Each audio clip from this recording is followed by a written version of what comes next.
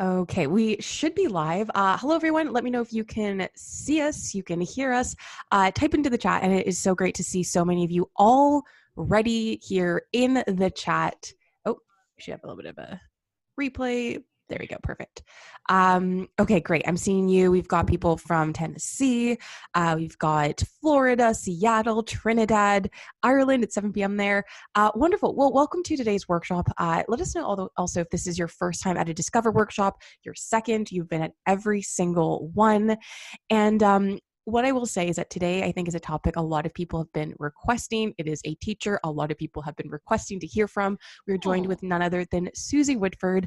And if you're being introduced to her for the first time, she's helped over 50,000 moms start and grow their blogs. She's even retired her husband from his corporate career. She's made over $1 million blogging, running multiple blogs. And in this workshop, and Suzi, I'll let you kind of highlight what we're going to cover, but really, I'm looking forward to learning from you and your tips around SEO, like tools that we can use for keyword research, all of the things that are important for us to scale and grow online businesses. So welcome. What can we look forward to in today's workshop? Thank you so much, Jess, for having me. I really appreciate it. It's always fun to just come to the Teachable audience and give you guys really awesome tips, some things that you can apply right now. As soon as you get done with this workshop, this is going to be tips that you can use to write really good blog posts that you know will rank on Google, and you'll understand why they're going to rank, especially for your blog where you are currently, because you might find good keywords, but it might not be something that you can actually rank for. So the method I'm going to teach you today is how to use free or very inexpensive tools to be able to do keyword research for your specific blog, even if you are just starting your blog. Awesome. Well, I'm going to let us dive into it. And I'm looking at lots of love Suzi's in the chat. Joan says, I probably know a lot about this stuff already, but I missed your live, so I thought I would join. Oh, that's so sweet. Awesome. Yeah, I'm looking forward to this. And definitely take notes if you guys are watching this workshop. You want to take photos of your screen, tag us on Instagram. We all are always looking to reshare all the stories. But yep, Suzi, I'm going to let you take it away. All right. Thank you, Jess. So guys, this is actually a lesson that I have in one of my paid courses. So I figured, heck, everybody's going through a hard time. What's going on in the world is hard enough. So I'm just going to give away this knowledge to you guys today to make your life just a little bit easier, because life is hard enough. If you guys don't know, well, you guys probably know, I have kids back there, and we're all wondering about what to do with school next year. I have to decide if she's going to go to school or go to virtual school or go to, or actually get homeschooled. So a lot of things going on in the world. And actually that's on a little topic. If some of you guys are in the education niche or homeschooling niches, I am assuming your blogs are getting a lot of traffic. And if you somehow have that can be tied into your niche, homeschooling or home activities or how to teach your child, that might be something to kind of pivot towards if you can include a topic like that in your blog. Just thinking out loud here. All right. So also seeing a lot of sourdough. We had Mike Greenfield do a sourdough baking course, and it's incredible how many people are doing baking and painting and cooking at home. Right. Think when things like this happen, when big changes happen in the world, new topics and new trends emerge. And it's actually a good thing if you're a blogger, because you're like, oh, that's actually a topic I can gravitate towards that and use that on my blog and incorporate that. Or home gym, home exercise, right? All the home exercise equipment is sold out. John and I are trying to buy this one piece of equipment and it's sold out. So we're just we'll just do body weight exercises. We'll figure this out. Do what we can. All right. So let's get into keyword research and give you guys some awesome tips that you can apply today to make your blog grow. All right. So I'm going to share my screen. I'm going to click on the green button, and then I'm going to click, I can just I don't want to do that. I want to share this one. Okay. I'm assuming this is going to be right. Let's just double check. I'm actually watching the webinar on the other side. Oh, nice. You can see it, right? Okay. So finding the right keywords, that is what we're going to do today. And you want to find keywords that your blog will rank for. So these are keywords that you can find on Google so that you write blog posts that could rank on Google. But I know a lot of my bloggers also use Pinterest. And if you think about it, if people are using Google to search for something, they're probably going to use Pinterest to search for similar things as well. So the keywords that they type into Google will be ones they type into Pinterest as well. So this could be a double whammy where if you get the right keywords on Google, they're also going to be beneficial on Pinterest. All right. I sometimes go to Google to find images on how to decorate my daughter's bedroom, right? I will look at Google images and I also look at Pinterest images. So I'm probably not the only person looking at both search engines. All right. Can you guys hear me? Everything good? Okay. So Yeah, I think it was just they said the audio might be out of sync, but if you just try refreshing your page, it just might be a loading issue or an internet issue, but we should be good. Cool. All right. So step one, you need to figure out what your blog authority is. Like, what does Google think of your blog? Is your blog kind of like cool and like ranking really high? Or did you just start it yesterday and it pretty much doesn't have a ranking authority yet? So regardless of what it is, let's go find out what your blog authority is. So I like to use the Moz bar. It's free. You can go to moz.com products flow, and we can have links to this. I'm sure Jess can add this to somewhere. And then, yeah, at the end, don't do it right now. Listen to the steps. And then at the end, you're going to do all these steps because this is a very tactical workshop. So the Moz bar is free and it shows you underneath every website that you're searching for what their domain authority is. That's what that DA stands for. So you can use fancy tools like Ahrefs, like, somebody else reached out to me, SEMrush, whatnot, to do more advanced SEO keyword research and especially like look at your competitors. But for basics, this is what I do and what's worked for me. Like I would find a keyword using this method and then I would go to Ahrefs or SEMrush and deep dive into it. But for basic level, hey, you're just starting, you're not going to pay $200 a month for an SEO tool, just use this. So Mozbar is free. I'll show you what it looks like when you go to a website. So let me make sure that this screen is sharing as well. Yep, it looks good. Okay, so I'm going to type in how to homeschool, right? Because we might be doing that. I'm going to activate my little Moz bar, which is up here. I'm going to activate it, make sure I'm logged in. All right, and it's going to tell me when I search for something, the domain authority of that first, the homeschoolmom.com, her domain authority is 48. Homeschool.com is 52. Collectingclovers.com is 14. So first of all, you can see, okay, what are the first pages ranking on, or the results on the first page? What are they ranking as? Like what types of websites are here? Is it all domain authority of like 100 or 50 over? Or might there be an opportunity that Google is actually looking at a website that doesn't have such a high domain authority, and there's a chance for you with a lower domain authority to rank? So here I can see 48. That's pretty, like, they've been blogging a while. They have some good authority. There's a lot of backlinks to that website.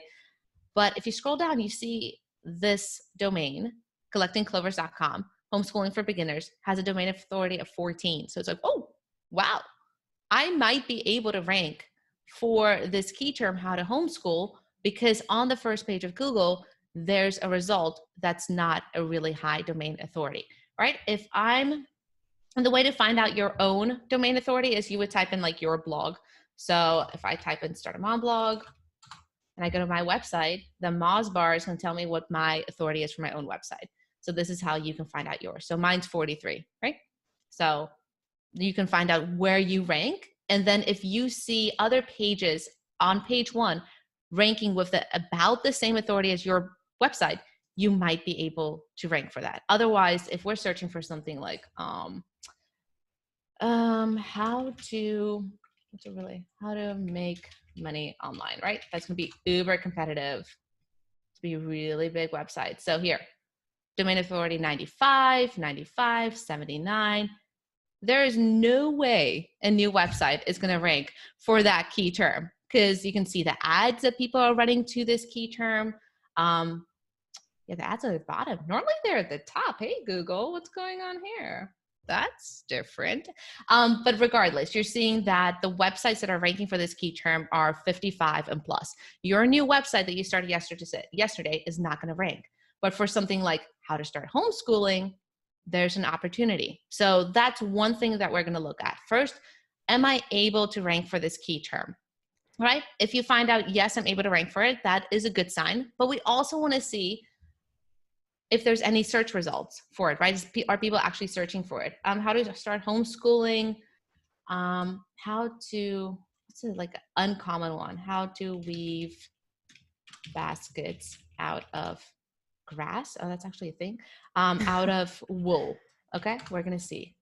And as you're typing that in, for people who might be like very, very new to this topic, Yeah. would you mind just kind of explaining like what is domain authority? Like what does that even mean? Where does those numbers even come from? All right. So different types of search companies, right? Moz is not Google. Moz is a company that tries to see what Google is thinking. Ahrefs is another SEO search company that's trying to figure out what Google wants so it can tell you what you need to write so that you can rank on the first page of Google. So domain authority is a ranking factor that Moz came up with, this search engine company that's trying to figure out what Google thinks is important. So they're going through instructables.com and they're giving that website a domain authority of 93 because they actually think that website is very valuable. They have great content. They've been around for a long time. They have tons of backlinks, which means other websites link to this website, showing authority of it. So the more backlinks you have, the more blog posts, the older your website is, the more domain authority you have. And Moz is trying to figure that out and show you what it is so that you can see how powerful this website is, right? The authority of it.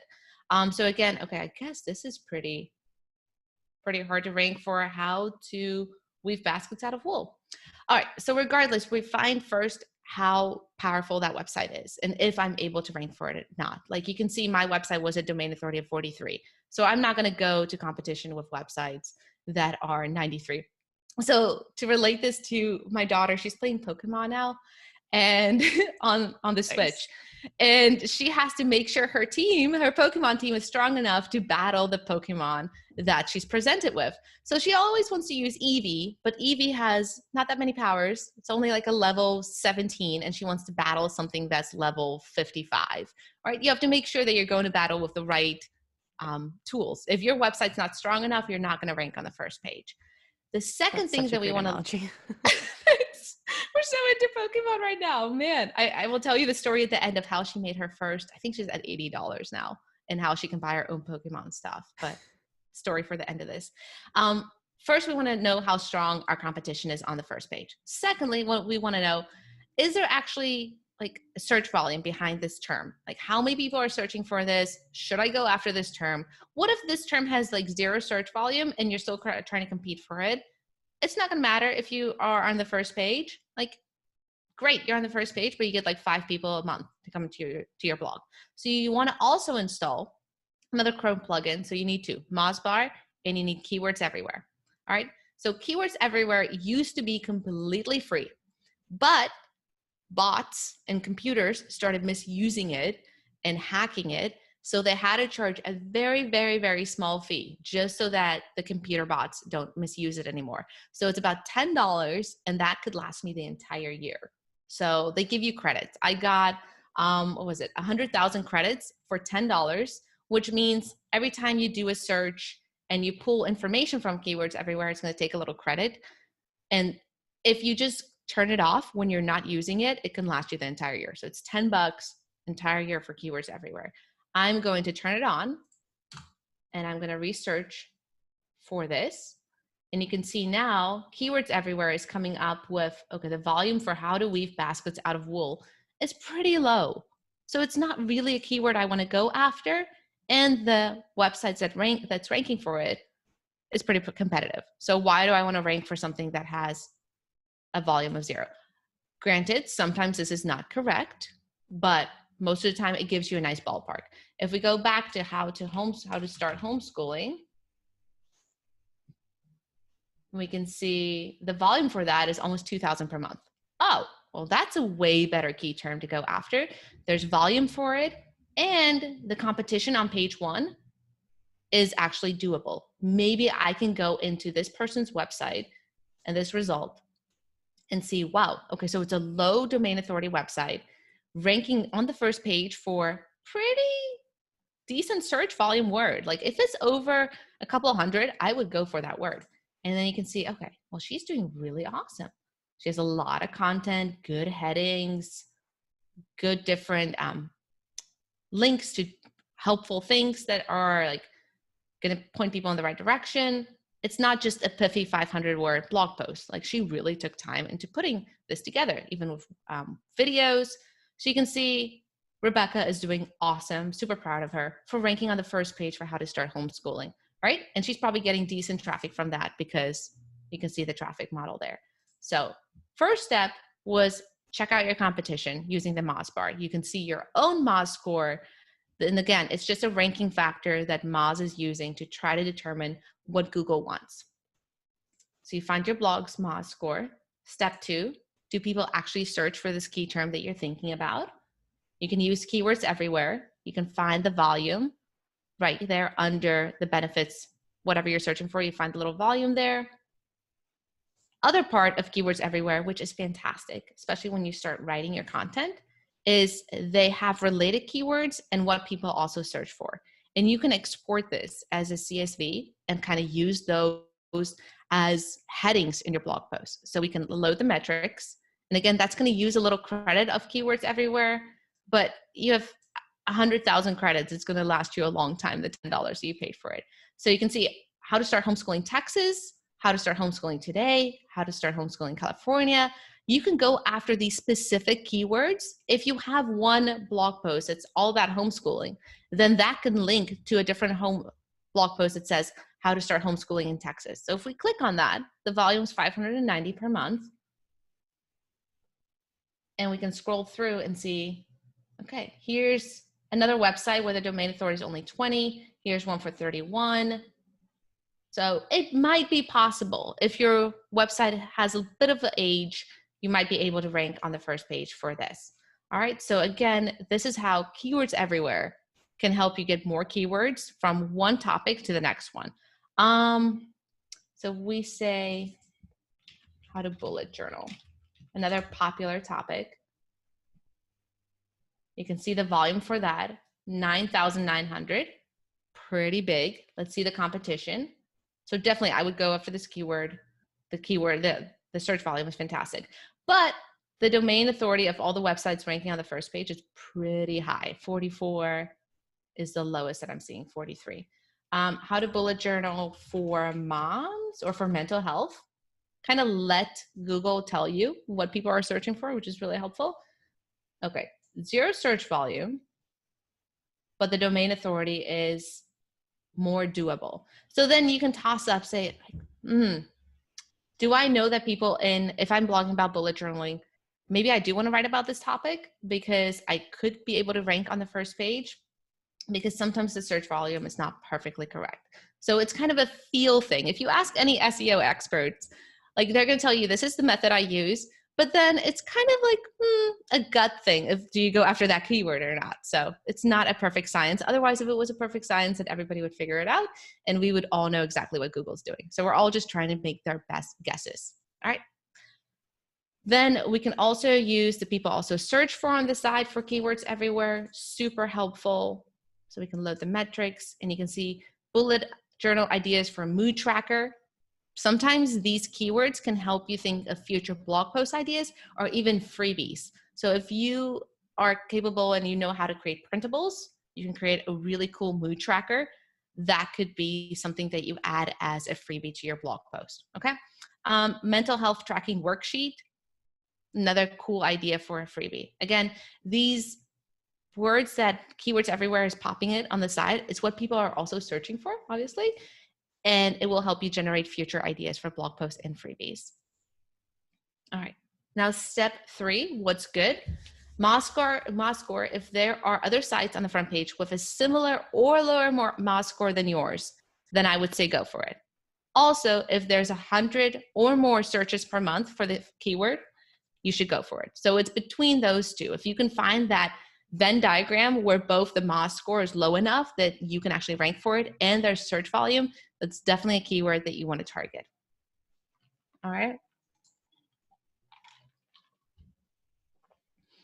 One of the key terms of my mom blog, sorry guys, there's like something in my nose and it's really itchy. It's probably like a hair.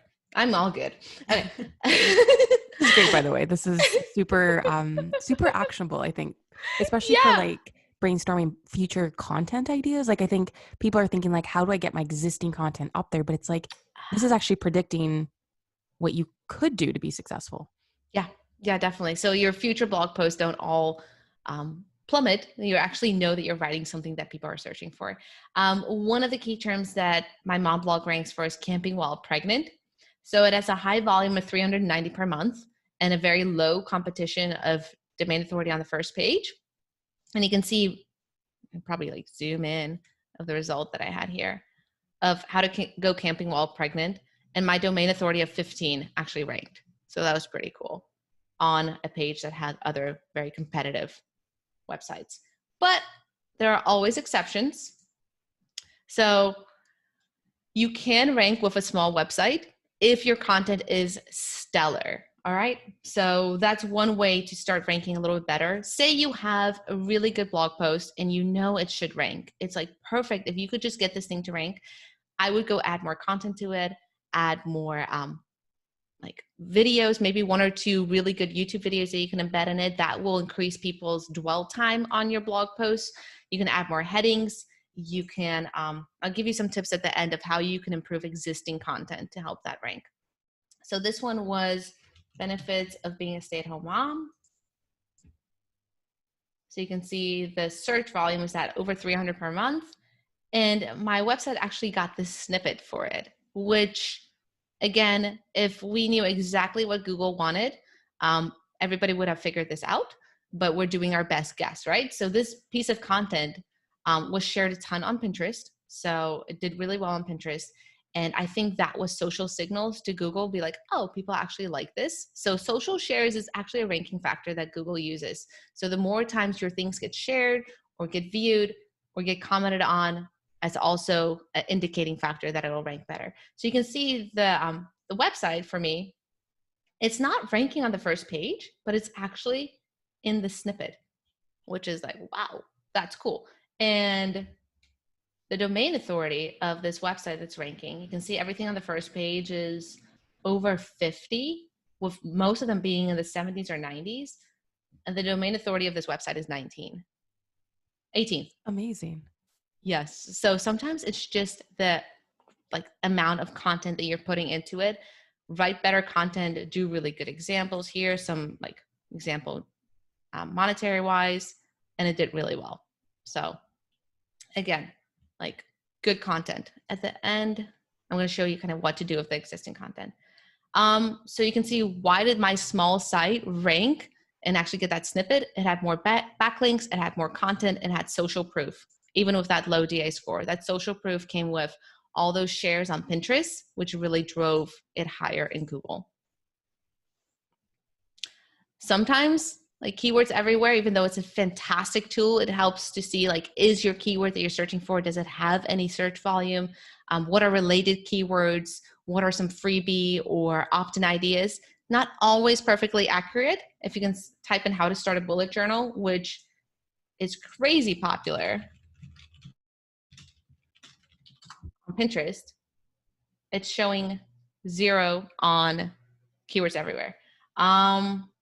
If we just type in start a bullet journal, that might actually trigger it. There you go. So you can see 1,900. So if your keyword that you're trying to go after shows a search volume of 0, try different combinations of that keyword and see if you can find something a little bit more accurate that's showing forth.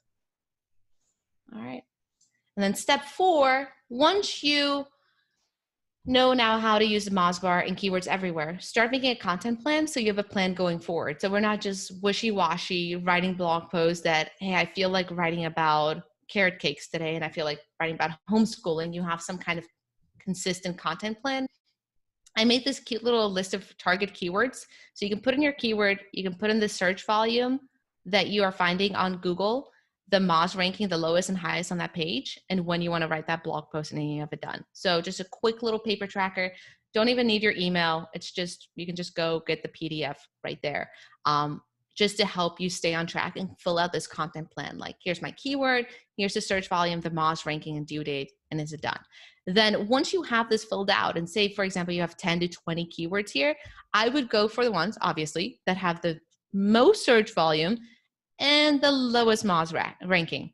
So if something has a search volume of 1,000 and the highest Moz ranking on that page is 20, I would go after that before I go after something with a search volume of 2,000 but a Moz ranking of 50, right? I would go after the easy ones first, just to help you guys. All right. So what can you control? What can you do with your existing content or future content to make them rank better? So here's new and small side tips that you can do. Even if your blog is new, you can work on the following tasks to help them rank better. First of all, going after good keywords, like you guys saw. Like, if you're not going after a keyword that people are actually searching for, it's not going to help you to rank. It's nobody's searching for it, so it's going to be really hard to actually get people to come to the blog post. You want to get some backlinks. This helps with guest posting on other people's blogs. This helps with embedding like infographics in your blog and asking other people to share them. Writing really good, unique content that people want to link to is really helpful. Engagement, the amount of comments that you have on your blog post actually is a ranking factor to Google. It shows Google, hey, people like this, they're commenting on it, it's getting some action. Social shares on Facebook and Pinterest, especially I've seen, like, if a blog post gets a lot of social shares or repins on Pinterest, it helps it rank better in Google. So that really helps. The length of the content, that's again something that you can control. How good are you writing your blog posts? How are you structuring them? That's something that you can control and do really well. And then site structure, like internal links. You have a little bit more control over site structure than backlinks. You're kind of hoping you get good backlinks. You're asking for them, and people don't always have to backlink to you. Site structure, like internal links. If you have a blog post that you really want to rank, go to your older blog posts and link from them where it's applicable to your new blog post, and link from your new one to your old one. So you kind of want to have this beautiful spider web where if somebody's on a blog post, it's not just this silo blog post and they don't find links to any other places of your blog. It's linking to different places all over your blog. So everything's tied together. Because I do have some blog posts that have no links to other pages, and it's just like this little piece of content just kind of floating there. And you can't get to it until you like find this special path through my website to get to it, but it's not linked to from other blog posts. So you want to make sure to have those internal links between the two. And then just a little note, they call it the Google Sandbox. So if you just started your website, it's going to take you a couple months before Google starts seeing you as a real website. They have very strict criteria. They're thinking like, okay, you just started the website. I'm not going to start sending traffic to this website that was started yesterday or last month. It takes some time to build that authority, to build the great content, to get the backlinks. And then once you have that, then Google can start sending you traffic. But before that, you can start working on Pinterest traffic, getting those social shares, and Facebook traffic or other social media platforms. But again, make sure that you're writing content that goes after the right keyword, because even if it takes Google a while to recognize you, they're never going to recognize you if you don't have good content at all. So you kind of have to, from the beginning, have in mind, hey, I'm going to write good search engine optimized or SEO optimized content to be able to get some Google traffic in time. Okay, let's see if there's any questions. This is actually, I do have a question that I want to bring up because we've had it come up pretty much every single time we talk about domains. Yeah. Now, does your website domain authority change if you're using another website's like as a subdomain?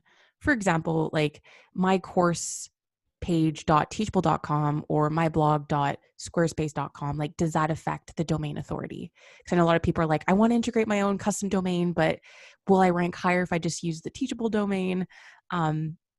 It always comes up, so I always want to bring it up. Golly. Okay, so startamaonblog.teachable.com. Because that's where I send my students to, or startamaonblog.com. Yeah, exactly. So like, do I integrate my custom domain or do I just keep the standard one with a company that's been around for a while? Like, does that affect it? Let's see. I don't know if there's like a clear answer to it, but I know a lot of people are like, should I integrate a new domain or should I just keep it the default? Let's see what Moz says. Don't show my dashboard. No, no, no. All right. So what's Moz? Moz is saying that the subdomain is grabbing Teachable's domain authority. So if we just go to Teachable, it's a workshop, right? It's supposed to figure stuff out. Exactly. Okay. So on Teachable, your domain authority is 78, and on the subdomain, it's still 78. Huh. So the subdomain, because it's attributed to Teachable, has Teachable's domain authority, and my own is much lower than Teachable because I'm not that big as you guys. So I'm 43. That's so interesting. Yeah. Yeah, it's something, and I guess there's no right or wrong way, because a lot of the times people have their own blogs separate from Teachable, but some people do use the pages to create content, or even just getting found organically with their courses. Yeah, I wonder then if the pages would rank higher if they were written on Teachable. It might. That's actually a good idea. Maybe I should write all my blog posts on Teachable subdomain. And I don't know if there's like a right or wrong way to do it. It's just something that comes up, and it's just fascinating to see. Even like searching for certain topics, like Teachable course baking, and these courses will come up if they're using a Teachable subdomain. And I don't know if it's intentional, like it's a strategy, or if people just have kept the domain as it is. Yeah. Okay, because you're putting in Teachable, so it's going to grab the things that have Teachable in it. Yeah, it's pulling from her sales. Oh, yeah. This is a very small sales page, so it's not really like she's SEO optimizing it. But I think if you put in the Teachable, it's probably going to pull in things that have Teachable in the domain. That makes sense. I also want to check if, where's that? Here. If we look at the subdomain on Ahrefs, so it's just, this is a paid for search engine tool, which I don't advise you guys using if you're just brand new and you don't know what you're doing. It's okay. So again, the subdomain, like Moz has the Moz bar, and that's their ranking. Ahrefs has their domain ranking as well. Okay. So everybody's just trying to figure out what Google does, and they have their own little ranking systems. So Ahrefs is giving the subdomain a domain ranking of 91, and Teachable by itself, which is probably going to be the same. Again, domain ranking of 91. So subdomain actually does give you value, especially if it's tied to Teachable. Thank you for the tips, Jess. We're just brainstorming here. So many people are going to start blogging now on Teachable. Thanks. Great tip. Okay, cool. Yeah, cool. So long and short-term tactics. Blogging is not going to bring you an income overnight. It's your way to build your home online, build your authority, build your content so that in time you're ranking for key terms and you're getting organic traffic that then converts and signs up to your products, right? So it takes longer to blog. Then there's two ways that you can get traffic to your product or to your service, right? Because there's two things in life that you can sell, either goods or services. That's kind of what we do in exchange for money. So then there's how do you actually get people to customers to your goods or service? Either organically, they find out about you from word of mouth or recommendations or like blogging organic searches, or you pay for the traffic with ads, Google ads, Facebook ads, billboards outside, newspaper magazines, whatnot, right? Advertisements. So there's two ways that you can get traffic to your product or service, organic or paid. Organic traffic converts way better. It takes longer. It takes time to build up this blog and authority, but it converts way better. Like more likely that person, if they come through an organic channel, is going to sign up for your goods or service. And when they do, they're probably going to buy more stuff because they weren't just marketed to on Facebook. They don't know you from anywhere then. So even though organic traffic takes some time, it converts better and pays out more in the long term. Okay. So Google, create content today with the intent of ranking in a few months. You're not going to rank tomorrow unless your website is teachable.com and you have a high domain authority. Social media, use that. That's a faster way to get traffic to your website. And then in turn, those shares you're getting now on social is going to help you in the future. Write content that people are actually searching for, like with an intent. Remember, your blog is not for you. It's for other people. You're helping others. You're sharing your advice to help them with their issues. And then again, your goal is to aim and serve. The money will come in time. Okay. last words on this little topic is don't give up before helping 1,000 people. It's your goal when you're learning and you're starting your blog. Help 1,000 people, even if you have to create a free course on Teachable or free content on your blog, because that's when people turn into customers, when you help them and you delight them. It's a strategy that's worked for me. I'm still in my inbox for hours a day, helping every single one of my students. And sometimes I don't have a really great filter in my inbox. So if you're a student or not a student, don't always know. So I just treat everybody as students, just a blanket filter. And so I try to help every single person who emails me, which I really shouldn't say out loud because I don't want everybody to email me. Like, oh man. But like, I treat my readers and my customers like my true friends. They're like, I said in a previous email, they're like my kids because I want to help my kids be successful. And now that's a great tie into the story I have for you guys. Are you ready? Yes. Excited. All right. So my daughter is now 6. And okay, I'm going to show you guys. I'm just like, proud mom moment. She wants to buy all these Pokemon toys and she wants the cards, but she likes the cards. She gets into them, but she's really into the plush animals. So if you go to Pokemon Center. I like that too. I can relate. Her room is full. And I'm like, I'm not buying you any more toys. Like, I'm buying you toys on your birthday and on Christmas. But other than that, you can buy your own toys. And at first I'm like, let's do a lemonade stand. Let's do something fun. And they're like, oh no, the pandemic. So let's do something online. Because obviously mommy and daddy work online and we sell stuff online. So why can't my 6-year-old daughter? So she worked really hard to save up for this, obviously the unicorn Ponyta Poke plush, which is so nostalgic. This is $17, right? Isn't this awesome? This is just so, like, how can you not love that thing when you're a 6-year-old girl? So we told her, okay, sweetie, you have to learn how to make your own money. And we're not going to do a lemonade stand. Let's create a little website for you. Daddy will design the website. Mommy's going to help you a little bit with the craft or whatever you want to sell. And then you can sell it and you can do that. She's like, okay. So she flipped through a ton of little different crafting books. She finally came to the idea she wants to do flowers. And then we started like thinking about how do we create these flowers? We looked at YouTube tutorials on creating felt flowers, like made out of like little wool.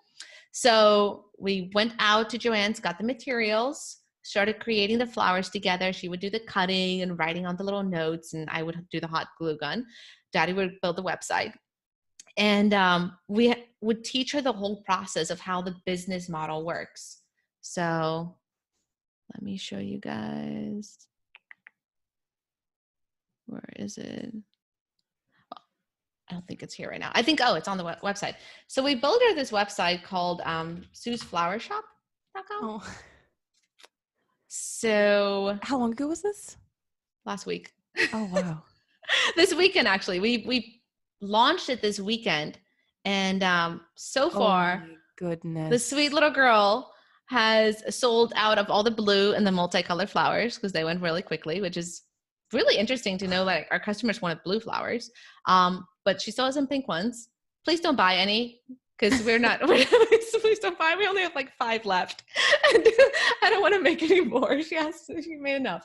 But she's selling these and you can see like we made the whole process, like get supplies, product, go to the store, get the customers, get the money, go back to the store online, and then end up with the plush toy, right? And she's like filling in her little tracker up to $30 because she had to make $10 for the supplies and then $20 for the toy.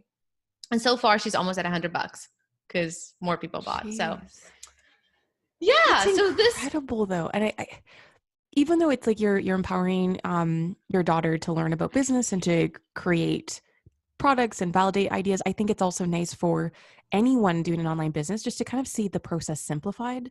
I think it makes it a little bit less intimidating. We're like, oh, this is just people are people, find something people want, create the thing that people want, sell it, SEO. Yeah, that's awesome. Yeah, so we were like super, super proud of her. She has her little store. Obviously, Daddy helped, but you can buy it. So where were we that we like typed? Oh, there you go. Help 1,000 people. And like, I want to use the example of what I did for my daughter to help inspire other moms, because I know we're all thinking about like potentially homeschooling or virtual schooling. Like, we can empower our kids to be able to do what we're thinking about doing online. We're thinking about creating an audience and a product or service and driving people to that. So can your kids too. So again, just like you said, like if we can simplify it to the model of like my 6-year-old daughter creating a craft and then selling that, like we can relate it to us creating an online course and helping other people as well. This is Suzi. Thank you so much for sharing all of this, for also just even being willing to answer on the cuff, off the cuff questions and like finding the answer. First of all, can we first give a big thank you to Suzi in the chat? And I think we can also save some time for Q&A to answer any questions you might have. There were some earlier that I will bring up, but I really do appreciate even just the idea of helping 1,000 people, because I think a lot of the times people stop too soon, and it's not even just about understanding your customers. It's like giving yourself a chance to actually like see this through and see what you can make out of this. So I appreciate that you brought that up. And type your questions into the chat for Suzi, and I'm going to scroll up. There was one around, can you use like these SEO strategies for social pages? So someone who doesn't necessarily have a blog, they're more focused on like their Instagram. Can you use any SEO tricks on like Instagram posts? I mean, I think in general, like, man, I'm really bad at Instagram. But if people are searching for it on Google, they're probably searching for similar keywords or a similar phrase on Instagram. So if I can see homeschooling is trending on Google, people are learning about or want to learn about how to homeschool. Sorry, guys, just on my mind. Then I would, if that applies to my niche in Instagram, I would start doing more homeschooling posts. And if I see on Google that the related searches are telling me, there you go, homeschool. Like if you use keywords everywhere and you look at the related searches, how to homeschool online, how to homeschool during coronavirus, those can be not only future blog posts, but those can be social media posts. Because if people are searching for them on Google, they're going to be thinking about them and searching for them or looking for answers on other places as well.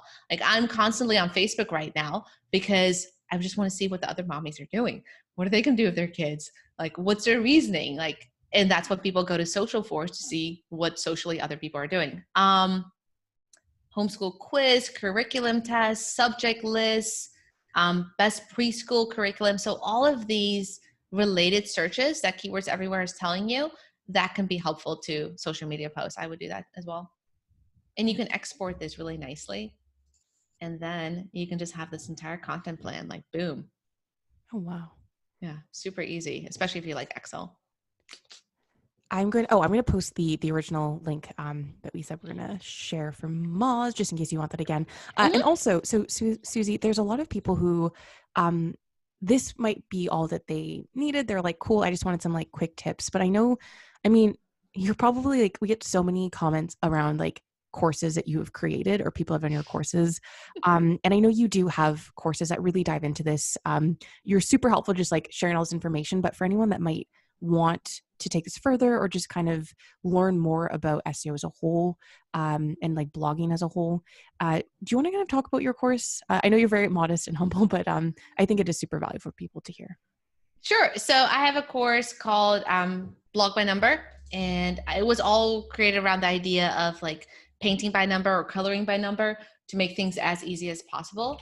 So, and Jess will put the right link in the bar for the course, but it's super easy. I've helped tons of students go through this course, and it goes through setting up your blog from scratch, how to write the blog posts, how to make that entire content calendar, how to actually structure different types of blog posts that you need to write if you're thinking about like making money with the blog posts or converting them into email subscribers, or just getting more traffic. There's different types of blog posts that you can write. You get stock images, you get pre-made website templates in the course. I show you how to access those. So you don't have to start everything from scratch. It's already like kind of done for you, and you just go fill in your content. And then you learn the whole strategy behind how to collect email addresses, how to build an audience, how to get traffic, and how to monetize that traffic. So pretty popular course, been been around for like 4 years, but I keep it updated, especially if students start asking me a lot of questions and I'm like, oh, that's a topic I need to expand on. Or once a year in October, I do a big revamp of it. So I go through the entire course. If there's anything that might be out of date, and I know most course creators should do this, make sure their content stays up to date. But I take a lot of pride in that to make sure that the course is tip-top shape for all my new students. Speaking of students, I think you have some in the chat. Kelly says, I have almost all of Suzi's courses, not all, but getting there. Love them. Ren says your courses are amazing. Blog by Numbers is Thank outstanding.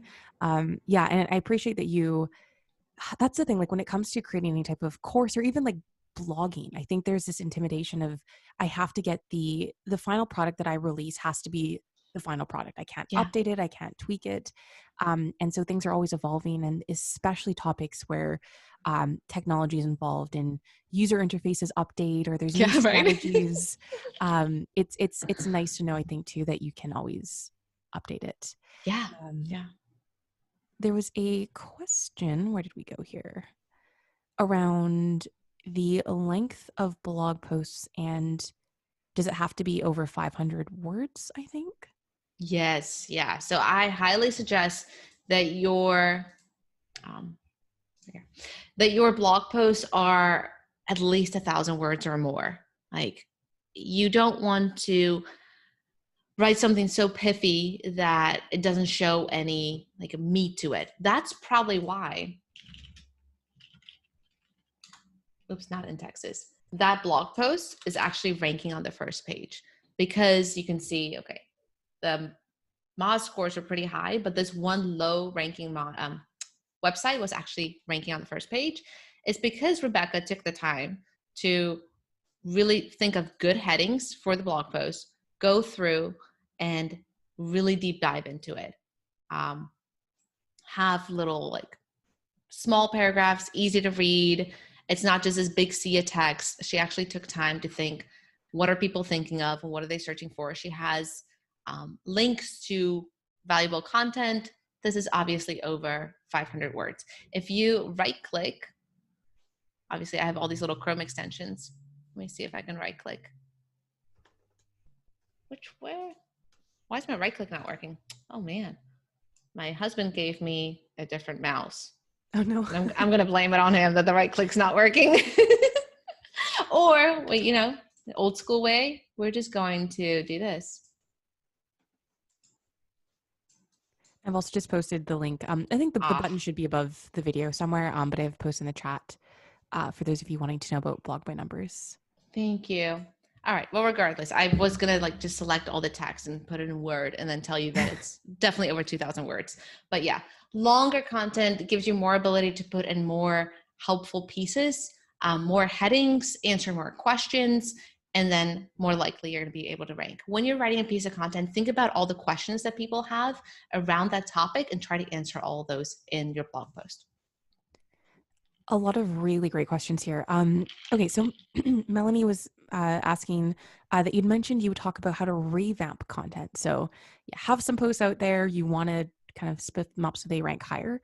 What would you say to that? I know that's a pretty big question, but yeah, okay. So I'll touch on it real quick. So say, for example, you went after the keyword of okay, so again, are we doing homeschooling? What should we do? How to give me a keyword, Jess. How to make sourdough bread? Okay, cool. How to make sourdough bread. Thank you. I'm like, I had a loss here. Okay, say for example, we're going after this keyword. Again, wow, that is huge search volume, 40,000. Okay, obviously the blog post on this, oh my goodness, that one's actually ranking 23.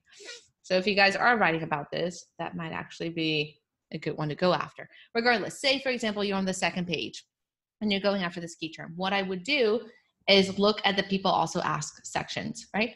So any of these questions, if you click on one, it opens up more questions at the bottom. So I would just keep clicking and make sure, if you can, include as many of these questions in your blog post and answer these questions, because these people, they're like, Google is telling you what people are asking for. And if you can answer these questions in your blog post, that might be able to rank it higher. So that's one thing that you can have control over, right? So write better content. This is like little short paragraphs, maybe 5-6 sentences, and answer each of these questions if you can include them. Make sure they're applicable. So why is my sourdough bread so sour? I don't know. Why is it so chewy? How do you decorate it? Oh, this is great. How can you overfeed your sourdough starter? Okay, wow. So that's a way to add to your content. Again, you can use keywords everywhere and see if there's any keywords here that you can add to your blog post. You can scroll to the bottom and see it related searches. So this is all ways using the first page of Google to see how you can add to your content. Maybe add a video, add an infographic, maybe an infographic or a little quick guide of like how to make sourdough bread. That would be pretty awesome, and people would be able to share that more likely, especially if it's like a cute little one-pager infographic. And then lastly, a very easy, or not easy, but one that will really help your blog post rank better, especially as existing blog posts, is getting backlinks to them. Even though that's hard, it's difficult to get backlinks, especially if your content is not good. But if you go through, improve your content, add an infographic, add a video, share it on social, get some more proof to it, then start asking for backlinks, it'll be more likely that you will get one if it's a 500-word blog post. Nice. Is it possible to have too long of a blog post? Like over 3,000? No. I've seen people like go all the way up to 10,000 for a blog post. Oh, wow. Yeah. If you really want to rank for something, you like write a freaking ebook for it. Tan, I hope that helps answer your question. They say I struggle to write a post under 3,000. So this seems like this is the niche for you, or the business for you. Good. Do you have, where is it here? Amy's wondering, do you have a course on Pinterest that printables and get No. Graphic? Everybody's asked me for a course on Pinterest. I just don't want to get on that Bronco. Okay, well, I hope that answers your question. Maybe we'll see a Pinterest course down the road once Suzi finally gives the people what they want. I know. I do touch on Pinterest in Blog by Number. I just don't have a dedicated Pinterest course because it is something that changes very often. It is a hard, not hard to manage, but it has a lot of algorithm changes. I do have a friend of mine, Carly, that does really great with Pinterest. So I refer people to her. And I focus more on getting your blog and your SEO traffic up and then creating a small product. That's great. Okay. So Suzi, I think you've covered so much in this workshop. Are there any like final words that you would say to people that want to get into this? And also, how can we stay connected with you? Because I'm sure there will be many questions, many live streams that people would like to watch as well after this. Oh, thanks. So word of advice, and to give you guys an example, it takes some time in the beginning to write these really good epic blog posts. But there are some blog posts that I wrote during my first year that still bring me traffic. And like, you blog a lot in the beginning and to build up your authority and to build up your traffic. But then after that, you can blog maybe twice a month. It doesn't have to be the weekly blogging. It can be slowed down a little bit. So just know, like, if you're in the beginning phases, it's the hardest in the beginning phases to build your authority and to build your like site content. But after that, like, you put that push in, and then you can start focusing on your customers, on email subscribers, on creating small products. So it's not forever that you're going to be writing these epic long blog posts. There will be a time where you maybe only do one of them a month, and it's not always going to be this hard. And then if you guys want to get in contact with me, I'm Suzi from startamomblog.com, and you can just sign up there and shoot me an email. Obviously, you guys know I will get to your email when the kids give me time. Oh, actually, sorry, Suzi. I think one question that I think is important to bring up. So this will be your final question. This is from Tina, though, and I think this is actually ties into Miranda's question. Blog post versus podcast. Are blogs still relevant? And I guess this could tie into writing blog posts versus video, blog posts versus any type of other medium. Yeah. Golly. So, I mean, they're all different ways to get traffic to your offer, your good or service, right? If you're great at podcasting, which, I mean, podcasting is awesome. You can talk to people, you meet awesome people. It's easy to create content and people can listen to it on the go. So if podcasting is your jam, then go with that. As a mom, like, it's hard for me to always listen to podcasts. It's hard to like listen to it when I'm with my kids. So I like scrolling through blog posts because I can skim quickly and get to the content that I want. If you do decide to go down the podcasting route, what you can do is double dip. You can do your podcast, and then you can have somebody or yourself transcribe that into a blog post. And then that podcast is the video file or the audio file. And then you still have the blog post. It won't be perfectly SEO optimized, but you can always go back and add a little bit to it and answer more of these Google questions to have it rank better. But that's a way to use podcasting and blogging together to drive more traffic. So then you have a chance to get the Google traffic and the podcasting traffic. Awesome. Yeah, thanks for clarifying that. Suzi, thank you so much for spending your Thursday with us.